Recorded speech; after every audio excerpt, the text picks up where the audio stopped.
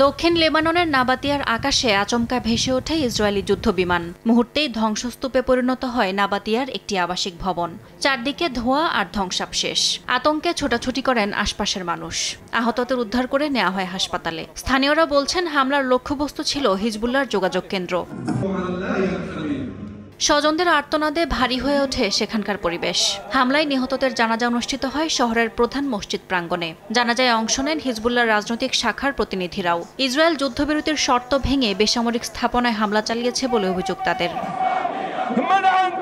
গাজার দক্ষিণের yellow line ঘিরে তৈরি হয়েছে নতুন মানবিক সংকট। সহায়তা প্রবেশে বাধা, পানি ও ওষুধের অভাব সব মিলিয়ে বাসিন্দারা চরম দুর্ভোগে দিন কাটাচ্ছেন। ইয়েলো লাইনের কাছে বসবাসরত ফিলিস্তিনিরা জানান, তারা নিজেদের বাড়িতে পৌঁছাতে পারছেন না। সীমারেখার কারণে প্রয়োজনীয় বস্তু, বিশেষ করে শীতকালীন পোশাকও সংগ্রহ করতে পারছেন না। প্রতিদিনই গুলির শব্দ, ট্যাঙ্কের অগ্রগতি এবং অজানা হুমকির মধ্যে জীবনযাপন করছেন তারা।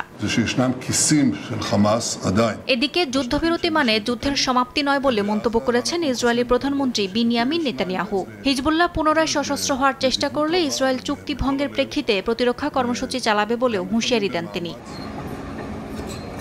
আন্তর্জাতিক মানবিক সংগঠন রেড ক্রস এবং মিশরীয় টিম ইয়েলো লাইন পার হয়ে ইসরায়েলি জিম্মিদের মরদেহ খুঁজতে প্রবেশ করেছে। হামাস 17 জন জিম্মির লাশ হস্তান্তর করেছে এবং 20 জন জীবিত বন্দীকে মুক্ত করেছে বলেও জানিয়েছে সংগঠনগুলো। এর মধ্যে গাজা থেকে আরও 3 ইসরায়েলি জিম্মির মরদেহ দেশে পৌঁছেছে বলে নিশ্চিত করেছেন নেতানিয়াহু।